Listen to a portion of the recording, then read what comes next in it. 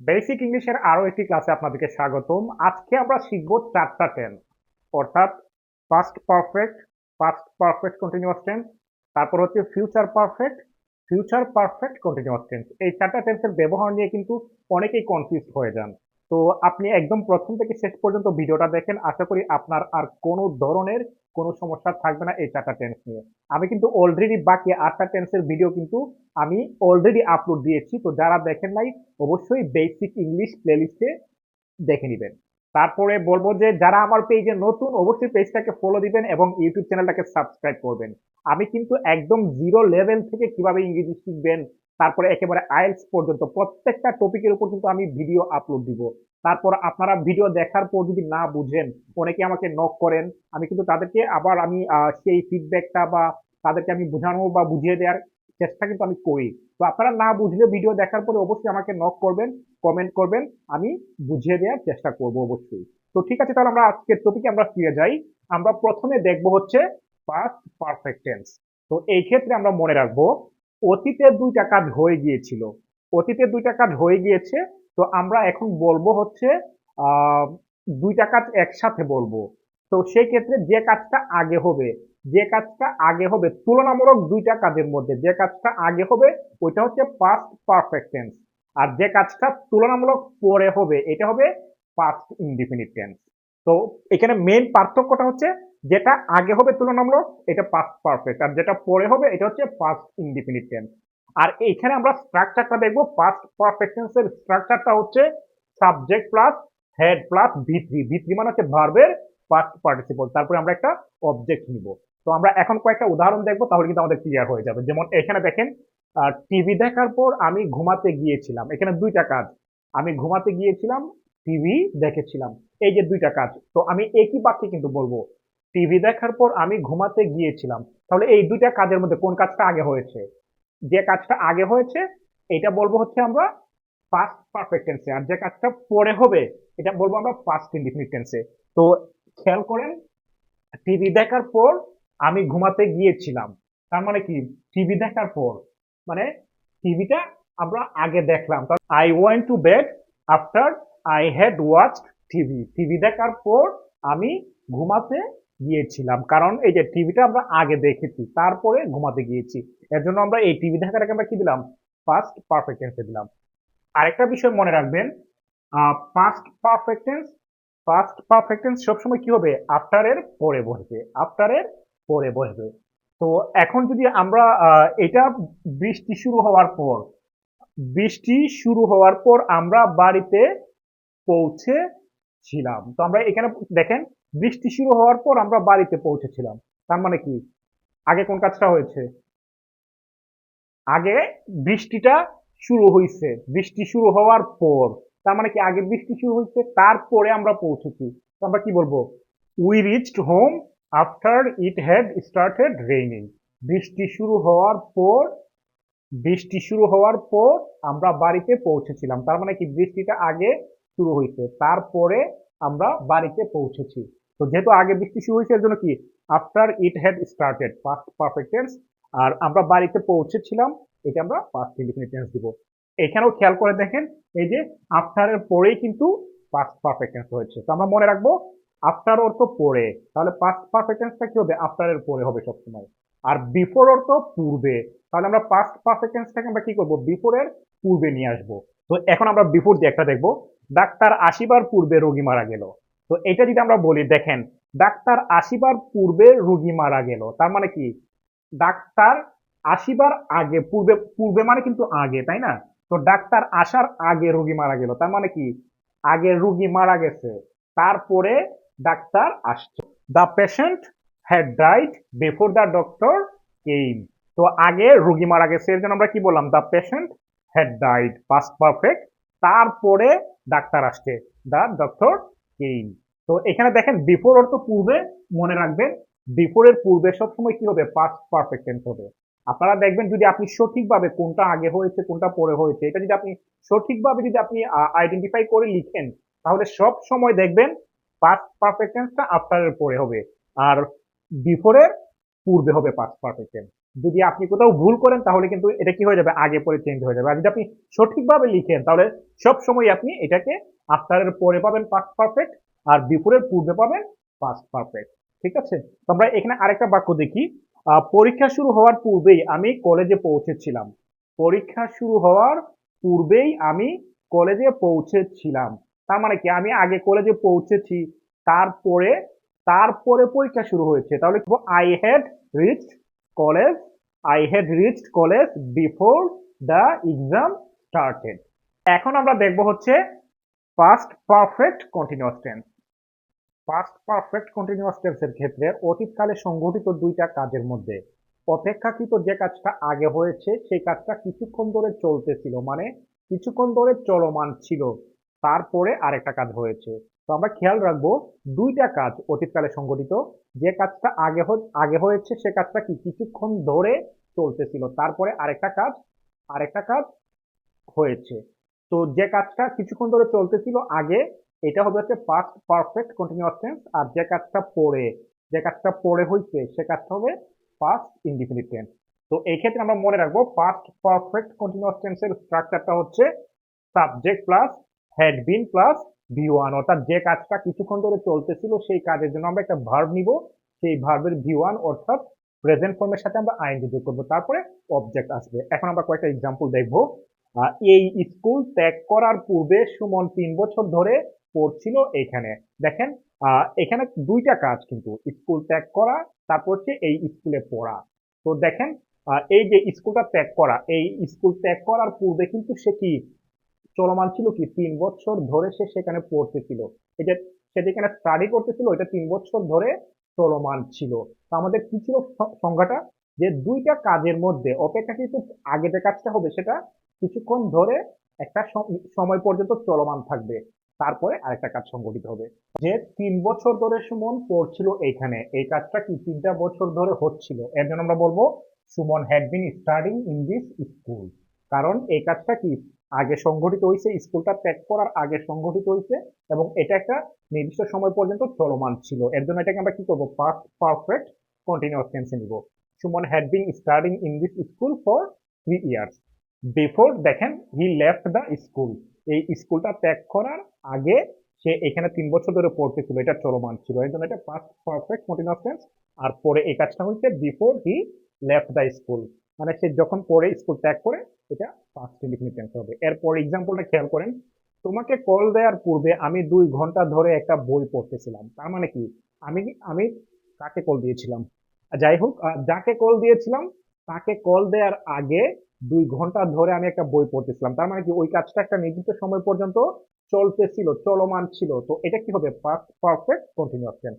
তো দেখেন, I had been reading I had been reading a I had been reading a book for 2 hours, আমি ২ ঘন্টা ধরে একটা বই পড়তেছিলাম, বিফোর আই কল্ড ইউ, তোমাকে কল দেওয়ার আগে। এটা চলমান ছিল, পাস্ট পারফেক্ট কন্টিনিউয়াস টেন্স। আর এরপরে যেটা হচ্ছে এটা পাস্ট ইনডিফিনিট টেন্স। একইভাবে স্টেশনে পৌঁছার পূর্বে ট্রেনটি ৩ ঘন্টা ধরে চলতেছিল। স্টেশনে পৌঁছার পূর্বে ট্রেনটি ৩ ঘন্টা ধরে চলতেছিল, তার মানে কি আগে ৩ ঘন্টা ধরে ট্রেনটা চলতেছিল। The train had been running for 3 hours, the train had been running for 3 hours before it reached the station. তো এখানে একটা জিনিস মনে রাখবো, আমরা এই ধরনের বাক্যকে যদি আমরা নেগেটিভ করতে চাই তাহলে আমরা কি করবো, had not, Suman had not been studying in this school for 3 hours before he left the school. Just আমরা হেড এর পরে এই যে এখানে যে হ্যাড বিন আছে, আমরা হ্যাড নট বিন বলবো, তাহলে এটা কি হয়ে যাবে, নেগেটিভ হয়ে যাবে। আবার যদি একইভাবে যদি আমরা কোয়েশ্চেন করতে চাই, ইন্টারোগেটিভ করতে চাই, তাহলে আমরা কি করবো, হেডটাকে সাবজেক্টের আগে নিয়ে আসবো, তাহলে কি হয়ে যাবে, ইন্টারোগেটিভ হয়ে যাবে। যদি আমরা বলি যে এই স্কুল ত্যাগ করার পূর্বে সুমন ৩ বছর ধরে এখানে পড়ছিল না, তাহলে আমরা কি বলবো, Suman had not been studying in this school for 3 years before he left the school. তো এখন যদি আমরা কোয়েশ্চেন করি যে এই স্কুল ত্যাগ করার পূর্বে সুমন কি এখানে ৩ বছর ধরে পড়তেছিল, এটা আমি কোয়েশ্চেন করলাম, তাহলে কি করবো, হ্যাড সুমন, হ্যাডটাকে সামনে নিয়ে আসবো, had Suman been studying in this school for 3 years before he left the school. তো আমরা এইভাবে নেগেটিভ এবং ইন্টারোগেটিভ বাক্য গঠন করতে পারবো। এখন দেখবো হচ্ছে আমরা future perfect tense. Future perfect টেন্সের ক্ষেত্রে আমরা মনে রাখবো যে ভবিষ্যতে কোনো একটা নির্দিষ্ট সময়ের মধ্যে কোনো একটা কাজ কমপ্লিট হয়ে থাকবে। একটা নির্দিষ্ট সময়ের মধ্যে কোন একটা কাজ কমপ্লিট হয়ে থাকবে। যেমন বিকাল 5টার মধ্যে আগামীকাল বা আজকেই বিকাল 5টার মধ্যে আমি বাড়িতে পৌঁছে থাকবো। তার মানে কি এই 5টার মধ্যে আমি বাড়িতে পৌঁছে থাকবো, এই যে একটা নির্দিষ্ট সময়ের মধ্যে একটা কাজ কমপ্লিট হয়ে থাকবে। এক্ষেত্রে আমরা মনে রাখবো ক্রিয়ার ধরনটা হবে যে করিয়া থাকবো, করে থাকবো, করে থাকবেন, এরকম হবে হচ্ছে ক্রিয়ার ধরন। এটা কাজের মধ্যে একটা কাজের পূর্বেই আরেকটা কাজ হয়ে থাকবে, একটা কাজের পূর্বেই আরেকটা কাজ কমপ্লিট হয়ে থাকবে, আমরা এইভাবেও কিন্তু আমরা বলতে পারি। তো আমরা এখন দেখবো স্ট্রাকচারটা। এক্ষেত্রে আমরা যে স্ট্রাকচারটা ফলো করবো, প্রথমে সাবজেক্ট নিব, তারপরে শেল অথবা উইল। তো আমরা মনে রাখবো শেলটা হচ্ছে আই উই এর সাথে বসে, আর উইলটা যে কোনো সাবজেক্টের সাথে বসতে পারে। উইলটাকে আমরা যে কোনো সাবজেক্টের সাথে বসাতে পারি। তো সাবজেক্টের পরে শেল হ্যাভ অথবা উইল হ্যাভ আমরা যে কোনো একটা নিব। তারপর যে কাজটা কমপ্লিট হয়ে থাকবে, যে কাজটা সম্পন্ন হয়ে থাকবে, সেই কাজের জন্য আমরা একটা ভার্ব নিব, সেই ভার্বের পাস্ট পার্টিসিপল, তারপর হচ্ছে আমরা অবজেক্ট নিব। তো কাজটা যে কোনো একটা সময়ের মধ্যে বা কোনো একটা কাজের মধ্যে কমপ্লিট হয়ে থাকবে, তো সেটা আমরা কিভাবে বলবো? এর জন্য আমরা কি বাই অথবা বিফোর যে কোনো একটা নিব। যেমন 5 PM, বিকাল 5টার মধ্যে কমপ্লিট হয়ে থাকবে, বাই অথবা বিফোর যে কোনো একটা, তারপরে পিএম।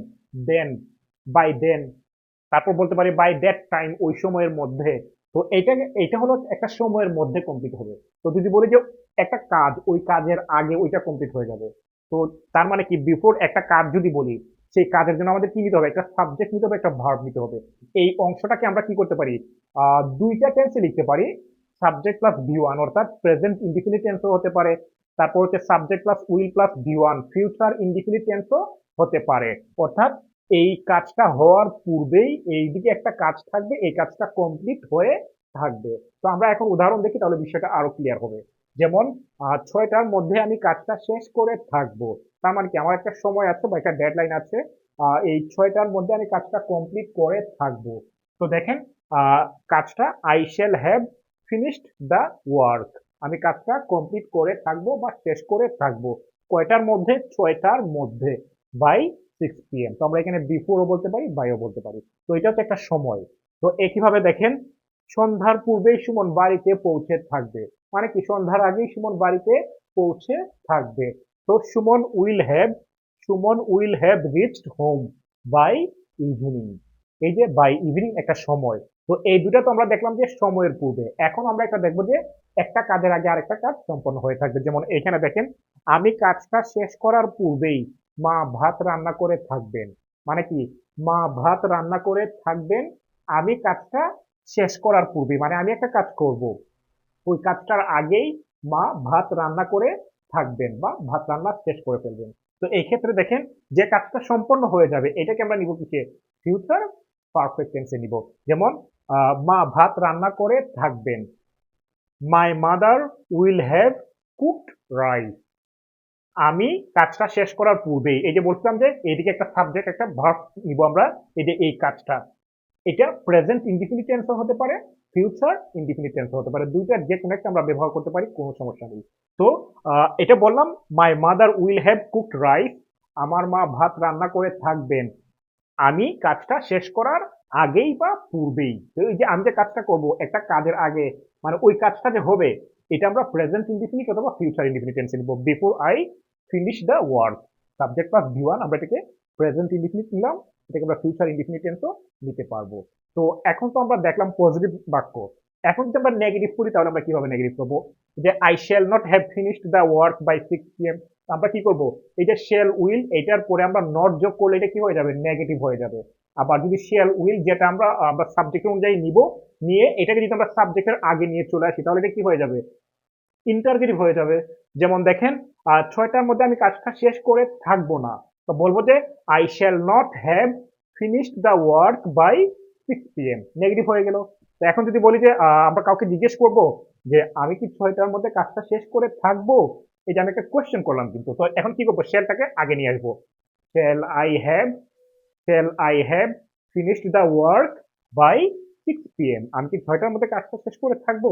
তো এইভাবে আমরা নেগেটিভ ইন্টারগেটিভ বাক্য গঠন করব। এখন দেখবো হচ্ছে আমরা ফিউচার পারফেক্ট কন্টিনিউয়াস টেন্স।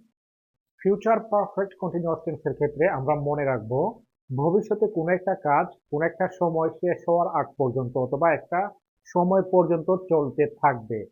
ভবিষ্যতে কোনো একটা কাজ কোনো একটা নির্দিষ্ট সময় পর্যন্ত বা নির্দিষ্ট সময় শেষ হওয়ার আগ পর্যন্ত কোনো একটা কাজ চলতে থাকবে। যদি এইরকম বোঝায় তাহলে আমরা এটাকে ফিউচার পারফেক্ট কন্টিনিউয়াস টেন্সের স্ট্রাকচারে ফেলবো। অথবা ভবিষ্যতে একটা কাজ আরম্ভ হবে বা একটা কাজ ভবিষ্যতে হবে, কিন্তু তার আগে আরেকটা কাজ চলতে থাকবে, আরেকটা কাজ হতে থাকবে একটা নির্দিষ্ট সময় পর্যন্ত। যদি এইরকম বোঝায় তাহলে আমরা কি করব, ফিউচার পারফেক্ট কন্টিনিউয়াস টেন্স ব্যবহার করব। তো এখন আমরা প্রথমে স্ট্রাকচারটা দেখব।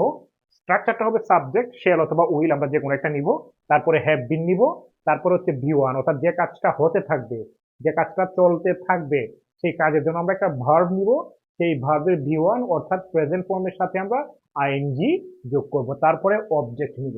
তো যদি বলি যে এতটা পর্যন্ত, ওইটা পর্যন্ত, ওইটার আগ পর্যন্ত, এইগুলা বলার জন্য আমরা টিল, আনটিল, বিফোর, এগুলা যে কোনো একটা আমরা ব্যবহার করতে পারি।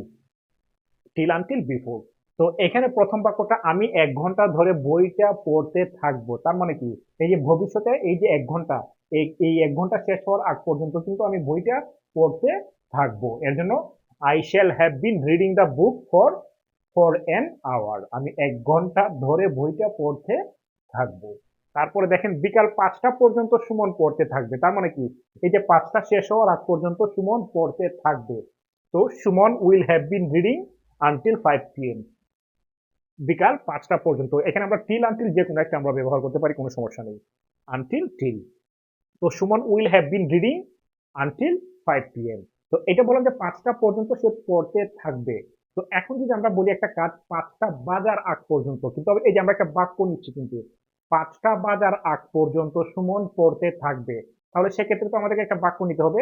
যেমন Suman will have been reading until it is 5 p.m, 5টা বাজার আগ পর্যন্ত সুমন পড়তে থাকবে।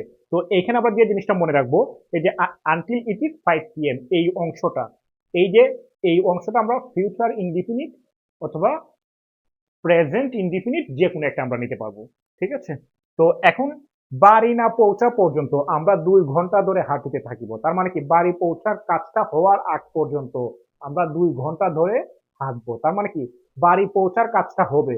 তো এইটার আগে একটা কাজ চলমান থাকবে, সেটা হচ্ছে হাঁটা। 2 ঘন্টা ধরে আমরা হাঁটতে থাকবো। তো এখন we will have been walking for 2 hours, আমরা 2 ঘন্টা ধরে হাঁটতে থাকবো আনটিল উই রিচ হোম, বাড়ি না পৌঁছার আগ পর্যন্ত। এই জায়গাটাকে আমরা প্রেজেন্ট ইনডিফিনিট অথবা ফিউচার ইনডিফিনিট যে কোনো একটাকে আমরা ব্যবহার করতে পারবো। আনটিল উই রিচ হোম অথবা until we will reach home, দুইটাই কিন্তু সঠিক। তো এখন যদি আমরা নেগেটিভ করতে চাই, তো নেগেটিভ করার ক্ষেত্রে কিন্তু আমাদের তো নিয়ম জানাই আছে। যদি আমরা মডাল অক্সিলারি যুক্ত কোনো ভার্বকে আমরা নেগেটিভ করতে চাই, তাহলে মডাল অক্সিলারি যে ভার্বটা থাকবে সেই ভার্বের সাথে নট যোগ করলে এটা নেগেটিভ হয়ে যাবে, আর সাবজেক্টের পূর্বে সেই মডাল অক্সিলারি ভার্ব কিন্তু আমরা নিয়ে আসি, তাহলে এটা ইন্টারোগেটিভ হয়ে যাবে। তো মডাল অক্সিলারি কোনগুলো, can, could, may, might, shall, should, will, would, এগুলো হচ্ছে মডাল অক্সিলারি। তো এখানে দেখেন উইল আছে, শেল অথবা উইল। যেমন আমি 1 ঘন্টা ধরে বইটা পড়তে থাকবো না, যদি আমি এইটা বলি তাহলে বলবো I shall not have been reading the book for an hour. তো আমি যদি আমি কি 1 ঘন্টা ধরে বইটা পড়তে থাকবো, আমি যদি কোয়েশ্চেন করি তাহলে আমরা কি করবো, শেলটাকে সাবজেক্টের আগে নিয়ে আসবো। Shall I be shall I have been reading the book for an hour, লাস্টে প্রশ্নবোধক চিহ্ন। তো একইভাবে বাকিগুলোকেও আমরা নেগেটিভ ইন্টারগেটিভ করতে পারবো।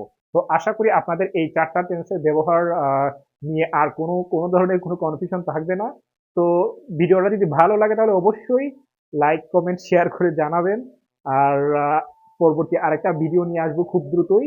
আমার টার্গেট হচ্ছে এখন বেসিক ইংলিশ আর স্পোকেন ইংলিশ, এই দুইটা আমি দ্রুত শেষ করব। শেষ করে তারপর রাইটিং, আইএলটিএস এগুলোর উপরও আমি বিভিন্ন ভিডিও দেওয়া শুরু করব। তো ভালো থাকবেন, আরো একটা নতুন ভিডিওতে খুব দ্রুতই দেখা হবে। আল্লাহ হাফেজ।